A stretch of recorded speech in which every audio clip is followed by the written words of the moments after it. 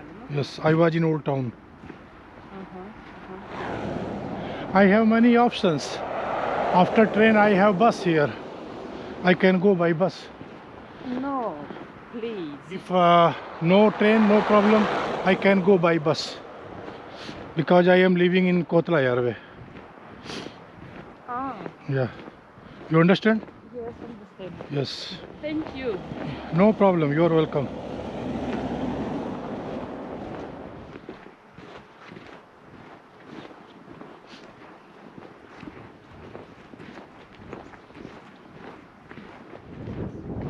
Very beautiful girl, Uh-huh. strong, Uh-huh. and she is very brave. And she has 2 children. Okay. Is she living in Tallinn or here? They live in Russia. Okay. St. Petersburg?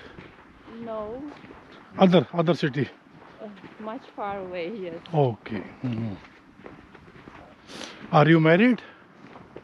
I'm Yeah. in my 30s only.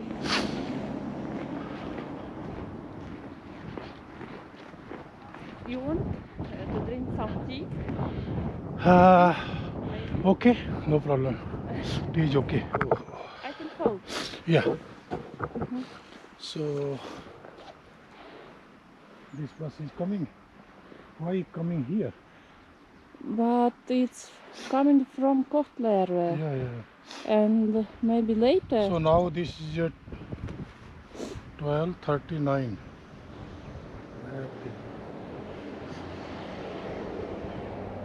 This other one. This is not. Wait, you see, Kivil, it's going right now. Yes, I from think any other bus. 4 minutes.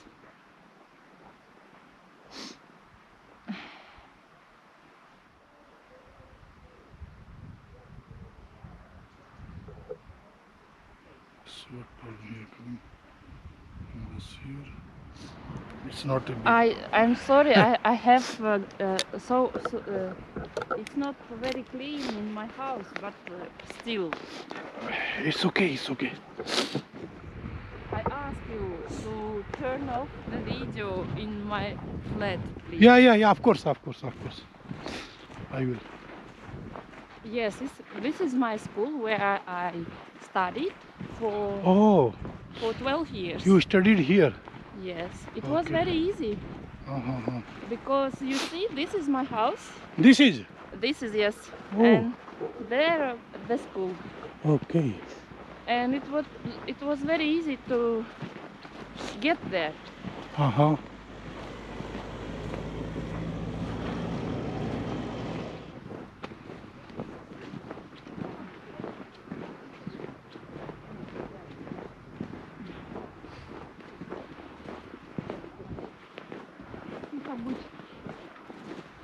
And what your husband is doing?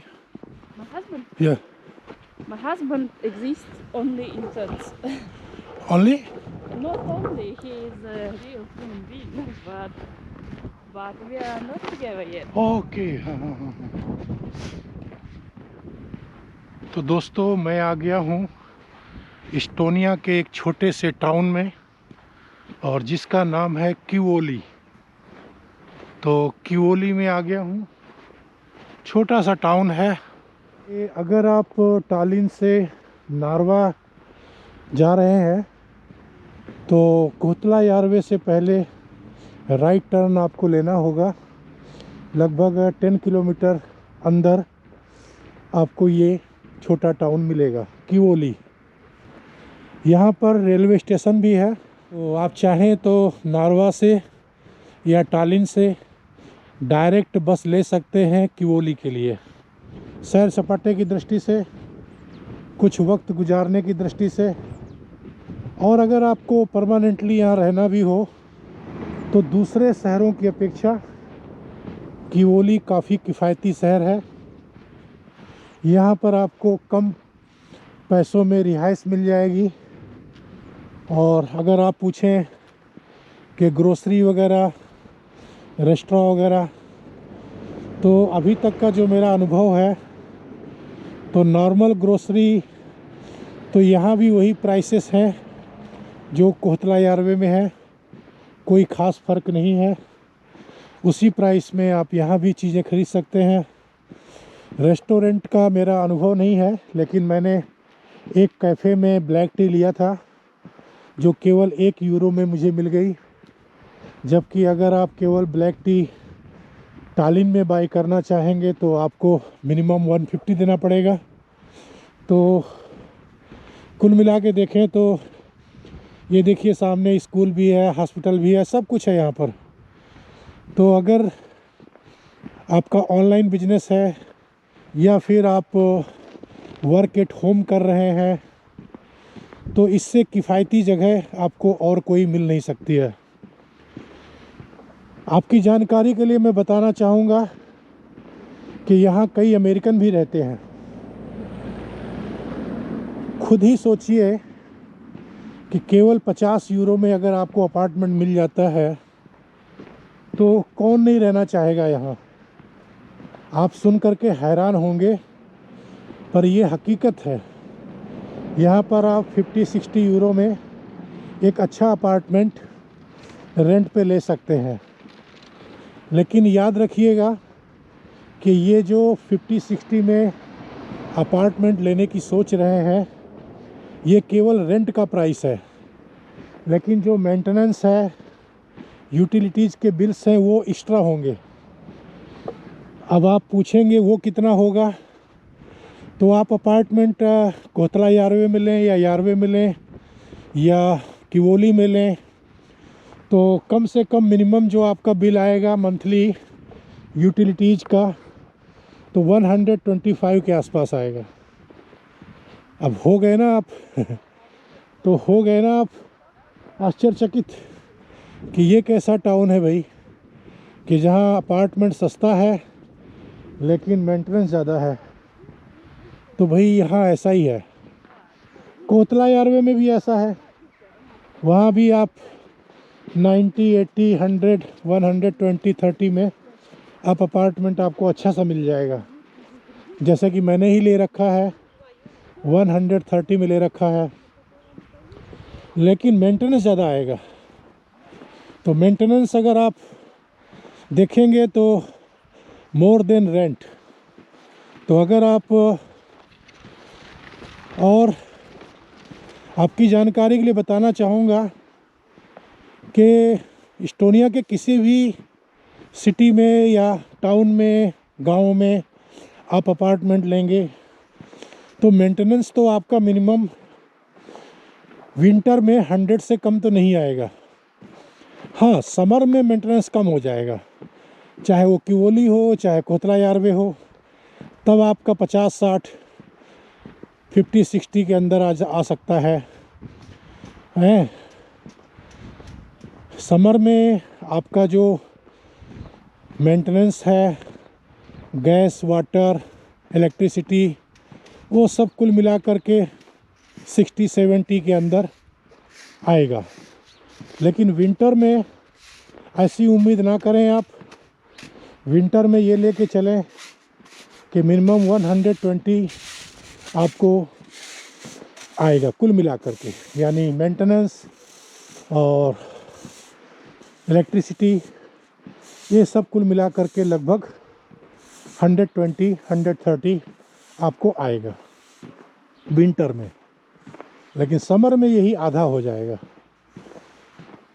तो मैं कह रहा था, बता रहा था आपको इस छोटे से टाउन की खासियत कि अगर आप पीसफुल लाइफ चाहते हैं और आपका बिजनेस ऑलरेडी सेट है, कहीं भी आप बिजनेस कर रहे हैं या फिर आप ऑनलाइन काम करना चाहते हैं, वर्क एट होम करना चाहते हैं, तो किवोली एक बहुत अच्छा विकल्प है। बहुत कम प्राइसेस में आपको यहाँ अपार्टमेंट मिल जाएंगे। आप चाहें तो सर्च कर सकते हैं city24.ee।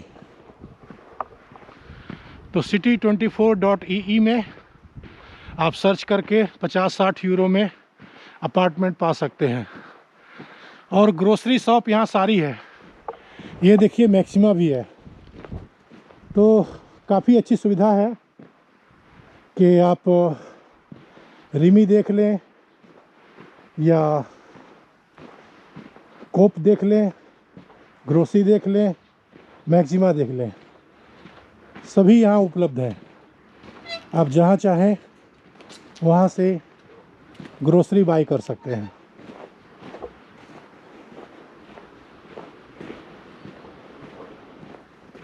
काफ़ी ठंड है, तो यहाँ अगर आप रहेंगे तो आदत हो जाएगी, क्योंकि ठंड घर के अंदर तो होती नहीं है, घर तो सारे गर्म होते हैं। ठंड केवल आपको घर से बाहर निकलने पे लगेगी, लेकिन वो भी नहीं लगती है।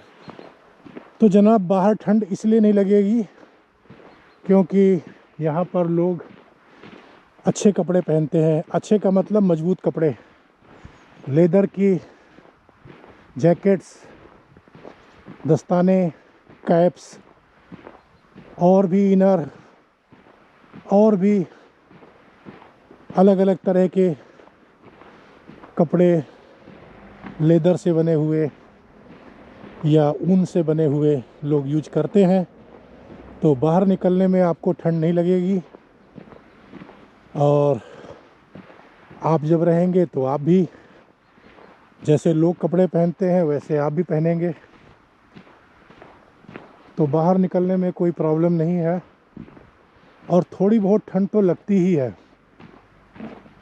तो उसके लिए तैयार रहना होगा। अब आप सोचें कि बिल्कुल ठंड ना लगे, तो ऐसा नहीं हो सकता ना।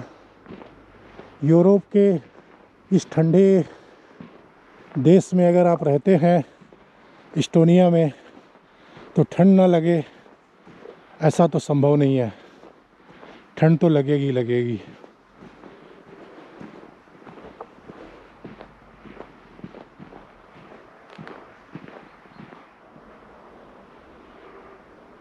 ये पानी की टंकी है, काफ़ी ऊंचाई में, और बहुत ही अच्छी तरह बनाई गई है, जैसा कि आप देख रहे हैं। बहुत ही ब्यूटीफुल है। अच्छी ईंटों का इस्तेमाल किया गया है इसको बनाने में।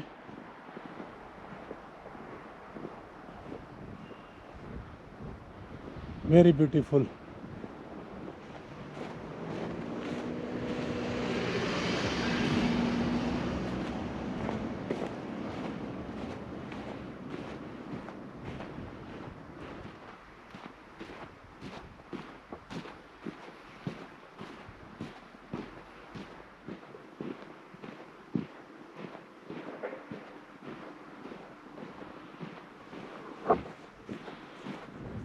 बेशक टाउन छोटा है, लेकिन सुविधा संपन्न है।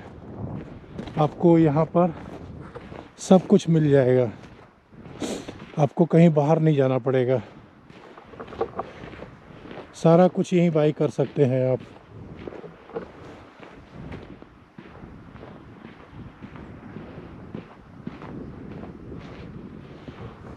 ये रोड गया है रेलवे स्टेशन के लिए। अगर आपको बाई ट्रेन जाना है तो आगे कुछ ही दूरी पर रेलवे स्टेशन है, जहाँ से आप ट्रेन पकड़ सकते हैं नारवा के लिए, कोतला के लिए, या फिर टालिन के लिए। ये आपको जो बंगलाज हैं, घर हैं, ये आपको 50-60 में नहीं मिलेंगे। इनको लेने के लिए आपको कम से कम 200-300 देना पड़ेगा।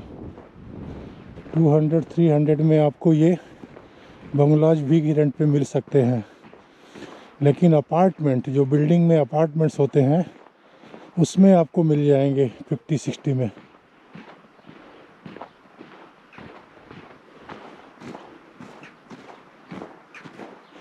लेकिन घर लेने का फ़ायदा यही है कि पूरा घर आपको मिल जाएगा, बाहर गार्डन भी मिल जाएगा, काफ़ी बड़ा एरिया मिलेगा, स्वतंत्र होगा।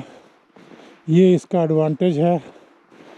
लेकिन नुकसान क्या है कि आपको हीटिंग अपनी खुद की करनी पड़ेगी, लकड़ियाँ जलाना पड़ेगा।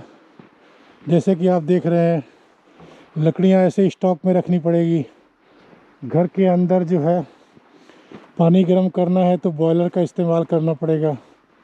घर में हीटिंग रखनी है पूरे घर में तो आपको बीच में आग जलाने के लिए, लकड़ियाँ जलाने के लिए एक मशीन नुमा भट्टी होती है, उसमें आपको लकड़ियाँ जलानी पड़ेंगी। इलेक्ट्रिक हीटिंग बहुत महंगी पड़ती है। तो ये पूरा बंगला, पूरा घर लेने में ये है डिसएडवांटेज। मतलब अगर आप घर लेंगे 300 मंथ का तो लगभग 300-400 आपका मेंटेनेंस भी आएगा। तो ये है डिसएडवांटेज। जबकि अपार्टमेंट में ऐसा नहीं है, क्योंकि पूरी बिल्डिंग की जो हीटिंग है वो सब शेयर हो जाती है। जितने भी अपार्टमेंट्स होते हैं तो सबके हिस्से में वो अमाउंट आ जाता है। लेकिन अगर ऐसे बंगलाज लेंगे तो सारा रख रखाव आपको करना होगा। बाहर का गार्डन सब कुछ देखभाल करनी होगी। सिक्योरिटी का मसला है, हीटिंग का मसला है, वाटर का मसला है। बहुत सारे खर्चे आपके चालू हो जाएंगे और वो आपको खुद पे करने होंगे। तो बेहतर यही है कि आप अपार्टमेंट ले लें। अगर बड़ा अपार्टमेंट लेना है तो 60, 70, 80, 100 तक मिल जाएगा। छोटा लेना है तो 50-60 में मिल जाएगा। तो आपकी जैसी इनकम, आपकी पॉकेट जैसा अलाउ करे वैसा आप ले सकते हैं।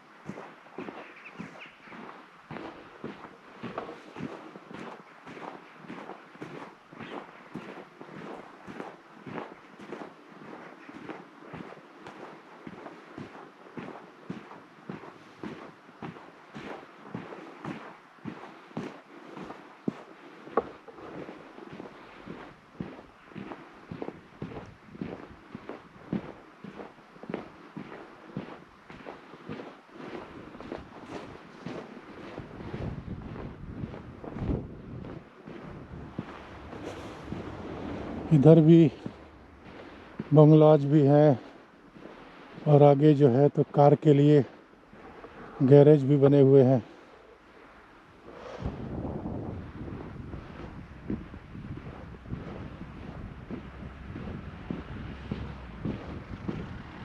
ये सामने आप कोप देख रहे हैं, वो ग्रोसरी देख रहे हैं।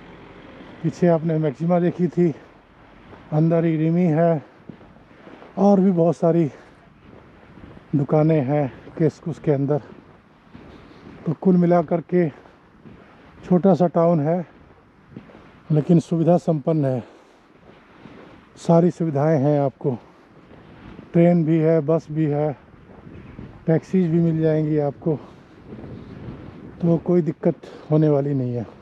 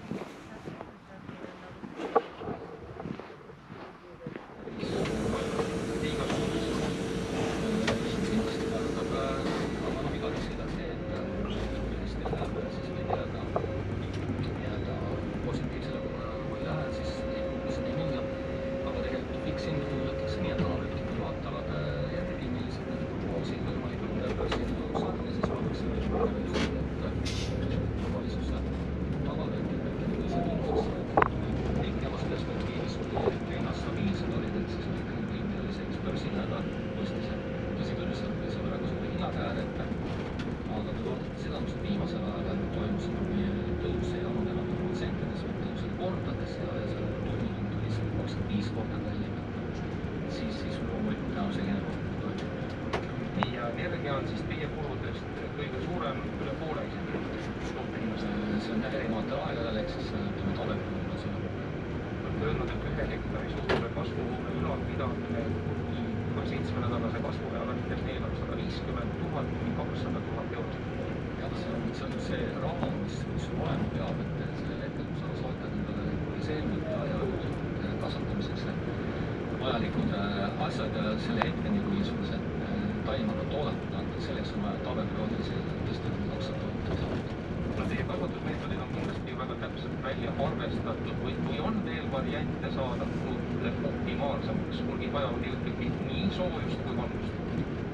Ega tegelikult on igal kultuuril on ikkagi oma need tingimused ja see tootmise põhimõte on ikkagi selles, et sina pead taimele looma ikka võimalikult ideaalsed tingimused. Igasugune seal valguse vähendamine, temperatuuri vähendamine, siis see tegelikult vähendab saagi palju olulisemalt või tegelikult võib öelda, et see võtab selle saagi andmise üldse ära. Nii et teil on praegu selline optimaalne juba saavutatud. No eks me otsime alati ka selline nõnda peenhäälestus on ju pidevalt kasutusel, aga ütleme, et laias laastus on meil asjad palju teha. Aga energia kõrval on ju ka väetiste, pakendite ja muidugi tööl. Jah, selle hetkel seisu teebki keeruliseks just see, et see hinnakasv ei puuduta mitte energiat, vaid see puudutab praktiliselt kõiki teisi meie sisendeid, ehk siis näiteks pakkematerjali, kiletooted, et kõigi hinnad on oluliselt kasvanud, ei ole tegemist siin mingi 5 või 10% ja või sellised tavaliselt 5% inflatsiooni korraldatud jõuamaks. See on nii, et kui pannakse 15% ja seal aja pärast võetakse uuesti võidule välja, et tuleb 10% veel juurde panna, et kiletoodetud, seal on isegi mingisugune 70% pakkematerjali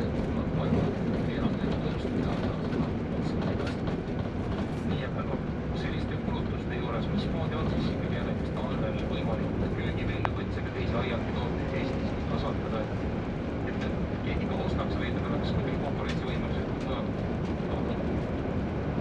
Ega siin muu või vorsti olegi, et kui seda ei peeta vajalikuks, et see kohalik toode oleks aastaringselt ja seda täiendavalt ei toetata, siis tegelikult saab mis olema väga kallis. Tarbija on nõus selle toote eest selle oma hinna välja teema, siis asi jääb aastaringselt kuhile ja kui ta ei ole seda nõus tegema, siis seda peame sinna tagasi, kus me 3 aastat tagasi oli nõus, siis seda aiandustooted oli tegevates suhtes. Aga praegu ikkagi nende energiahindade juures samuti aiandusliidus laiemalt tulevikku vaatate või ikkagi oma tootmisi see äri ümber mõtestate? Ütleme jah, detailsemad asjad seisavad veel ees, et ega jah, paljudel ei olnudki juba seda ettenägemist nii palju, et kui palju siis mingi asi nagu kasvab ja võib-olla mõtted hakkavad ka paljudel juhtudel olema, siis kui konkreetne arve juba käes on, aga kindlasti siin muudatused toimuvad ja kui sellist energiamahukat tegelikult on aiandusandmed, kakmikaiandus, ma mõtlen, et siis tegelikult ega kogu Eesti riigil on see küsimus, et kas milline tulevik üldse energiamahukate tootlusprotsesside Eesti Vabariigis tulevikus on, et see kindlasti kui sellisel välja öeldakse, siis ka aiandusinimeste lihtsamaks. Siin Eestis ja meil täna saates on seal toetuste taotlemine võtmiseks, mis teie öeldavad, et üks ei too? No praegu öelda seda võiks vaadata natuke järgi, et palju on neid, siis praegusel valitsuse poolt välja käidud, siis tegelikult on nii, et see varasemalt tehtud aktsiisilangetused ja siis hinnatasu, ülekandetasu vähendamine poole võrra elektri poole ja siis ütleme gaasitranspordi ja just täie mahuline kompenseerimine, siis keskmine hektartarvele ettevõtjale tähendab see tegelikult natuke rohkem kui 4% kompenseerimist sellest osast, mille võrra tegelikult hind kallimas, et gaasi puhul on see peab tõesti kaaluma 10% sellest gaasihinnatõusust, millega siis gaas tõus saab saia kõrguse gaasi. Jah, meil on muidugi selles mõttes, et on ka alternatiiv on see, et kõrgeni vaatama, mis siin on võimalik ka soe sisse osta, et siis saab vaadata seal üks, et kui ikka gaasihinnad jäävad lõpetada, et millised mahud ja siis on võimalik arvutades saada ja siis oma tootmistasust välja osta. Et võib-olla siis küttemeetodeid muuta.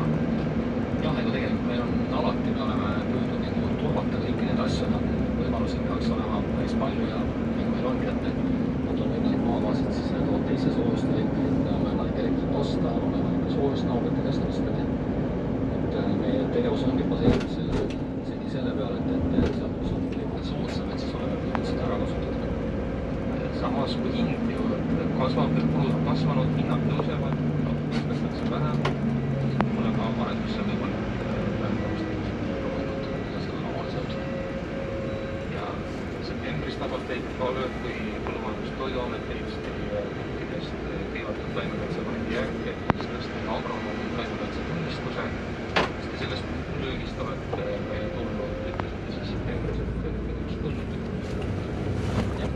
Üks väga palju tähelepanu asjaolude kokkusattumus, mis tegelikult veel kord ei olnud väga ohtlik ja kui natukene laiemas pildis vaadata, siis see aine Euroopa Liidu ja Eestis võeti maha, aga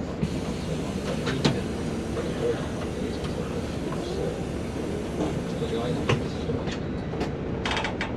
nii et keerulised ajad aiandi ettevõtetele, aga püüad edasi. Siiani meil kas ei või siis harjutimine siiani juba aastakümnete, et asjade saada maitsevale seda aastapentsat, kui tavaliselt saada võtta aiad võtta, mida soovisid võtta põhikorda teil Eestis. Suur tänu tulemast ja tuli jaotusöömast pidamist